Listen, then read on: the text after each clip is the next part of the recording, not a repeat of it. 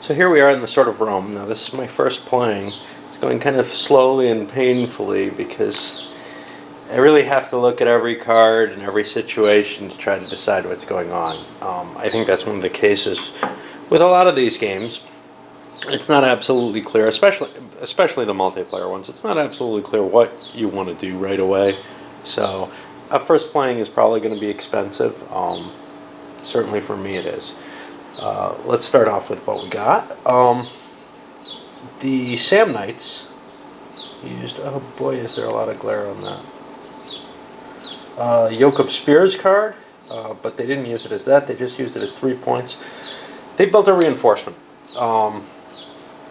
Their goal right now is to take on Rome, and really they're looking at, geez, as the Sam Knights and the Etruscans, historically I know they got wiped out pretty quickly. How about I take the initiative here and try to knock Rome out, or at least try to go for the win against Rome using my positional advantage. They couldn't get any alliances. They're the natural enemy for the Gallics, and the Greeks aren't really interested in them in any sense of the word.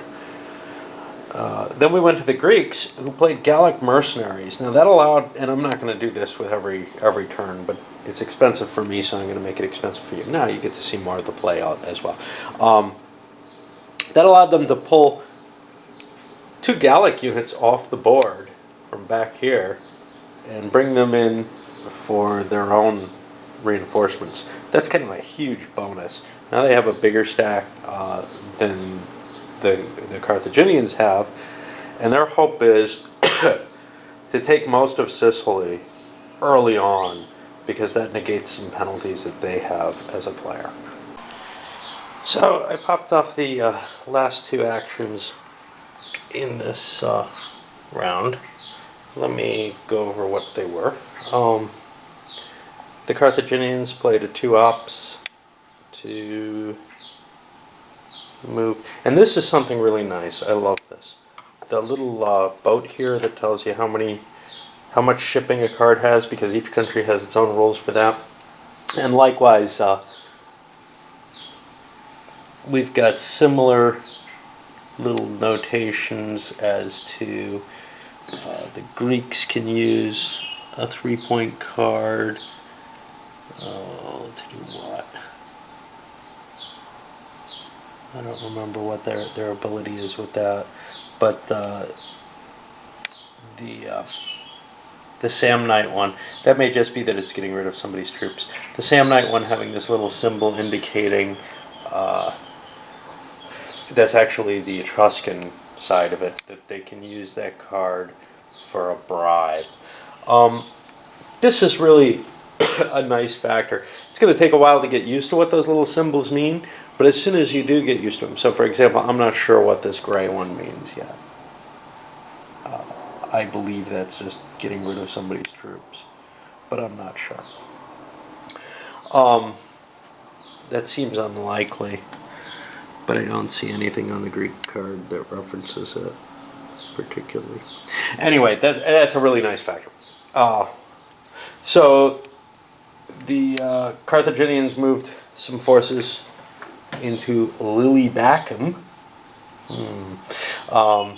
seeing the risk that they're facing from the Greeks, and really the Greeks are their only opponent at this point. That seemed like a good move. For the Romans, I had a harder call. I paid a 2-point activation to activate an army here, and did their special city building ability, losing a combat unit and turning this into a walled city. Overall, I think that's the best thing to do. If their situation is tough right now, it'll help defend victory point spaces. Yes, it weakens their army. There's no question there. But I didn't want to go on the offensive. I looked in the playbook, and the player there chose to upgrade the loyalty of his cities. I think that's actually a very good move as well, but I like the idea of being able to get more reinforcements. And you never know what's going to happen, although I'm pretty sure that I'm facing an attack, at least by the Samnites. But you don't know. With the Gauls coming in, I might be able to just build up. One thing about capturing cities, the siege table only comes into play at the end of all these action rounds. It's not like some of the other games where you can trigger a siege roll or an assault or something. That makes advancing as the Romans really kind of difficult. I can't get these territories that are on the borderline unless I can park an army there and subjugate the area. Sorry about the quavering. So that kind of reduced my desire to move into those right away.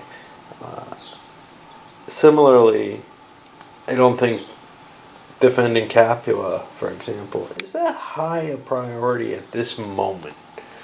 It may be later, but right now, it seems like I should be doing something else. Anyway, those are my thoughts on the matter. I don't know where they're going to turn out.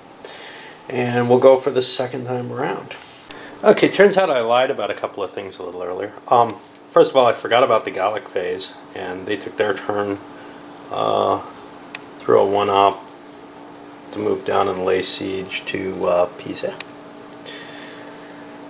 And why siege? Well, that's what I thought. It was a little odd, and I've been looking through the rules and found out I was wrong about how the Romans, what I described during the Roman phase, just a few minutes ago, really.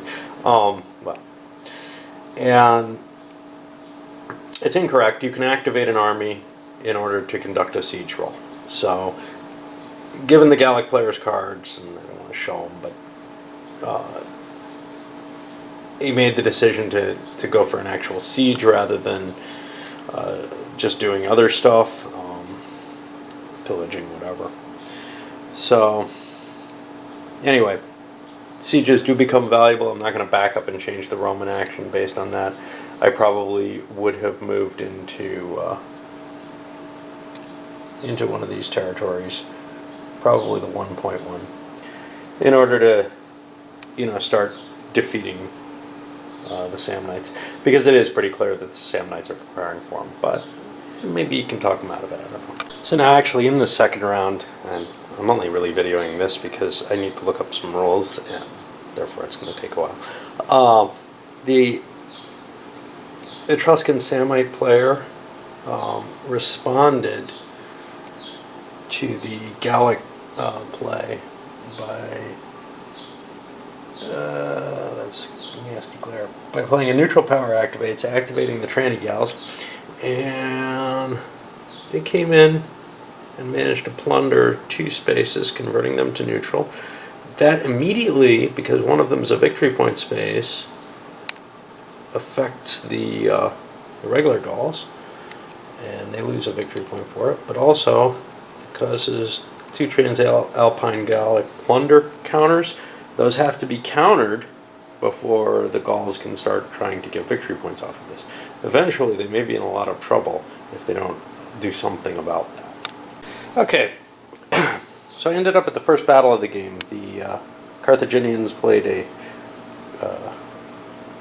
card. Actually, they threw away, because they don't have any neutrals that they really want to use right now. Their main enemy is Greece, in order to move to Syracuse. Now, the Greeks have already played, I forgot to mention this, the Greeks played the Heights of Epipolae, which will help any siege, any defense against the siege of Syracuse. But that being said, the Carthaginians want to wipe out that Greek army, is their prime goal, because they have an extra army that they can move in and siege Messina with, if need be. Alright, so what do we got? Well, the Carthaginians also had a card which gives them a bonus in battle, so they decided to use some Numidian heavy cav in this, kind of throwing out all the gaps. Now, strength-wise, it's 10 to 9. And leader value-wise, the little boxed value indicates that the Greeks already have a +1. They have a 4. The Carthaginians only have a 3. So the Greeks right now are at +1 on their combat effect. When we compare a larger army's strength of 10 versus a 9, we end up at a 0. So there's going to be no modifier for being stronger. Now the way this is handled is I grab a handful of dice. Now I'm going to use the red for the Carthaginians and the blue for the Greeks. And I'm going to roll them. And right now, Carthage is at a net of +1. It's not a lot. And Carthage, oops, got a total of 6, 7, 8. Not good at all. The Greeks got 8, 11. So the Greeks are going to win this fight. What does that mean? Well, now, remember what I said. We go over to the combat loss table, and we compare these values. So, the winner has 3 or more combat units, and he rolled 2 4s, so he's going to cause 2 losses to Carthage. And the loser rolled nothing over a 3, so he causes no losses to the winner.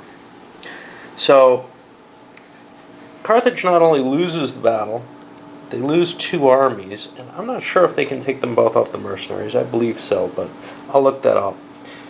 They retreat 2 spaces, which actually affects their losses, I believe.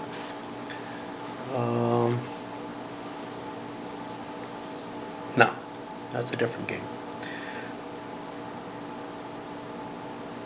If they had to retreat at least 4 spaces, they would take a problem.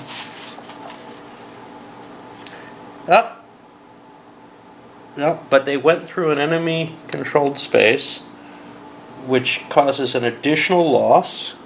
Sorry about that speed zoom. It causes an additional loss, and so now they're at 3. 3 losses total. Now, what are the political consequences of this? Well, that's going to mean, sorry about that, there are going to be 2 political changes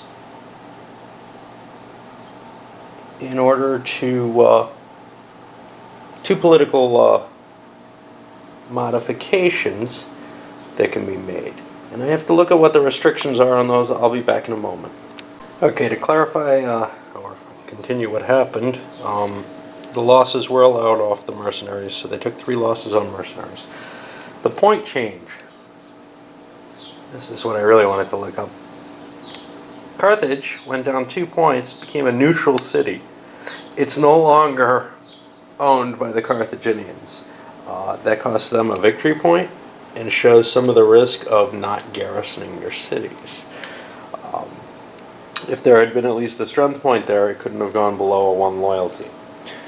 It can't become a Greek city because the Greek it could have only converted sides if it was adjacent to where the attack occurred. Again, I'm going to make lots of mistakes like that because this is my first time playing. Hopefully the mistakes will be mainly tactical or strategic rather than in gameplay itself. Seeing a couple of nice plays by the Romans and then by the Gauls to end the phase. The Romans garrisoned cities. That allowed them to get 3 additional units on the board for 1 card. They took 1 in each of their 2 stacks, and then 1 over in Narnia. And then over for the Gauls, they played supplies captured. Let's get these cards where we can see them. They played supplies captured, which reduced the loyalty of the city they were sieging up here. That defeated it. And that's kind of cool because this was a larger stack than theirs and would have been able to defeat them. It was probably a mistake for the Etruscans not to go to battle rather play the Transalpines, but you know, they didn't know.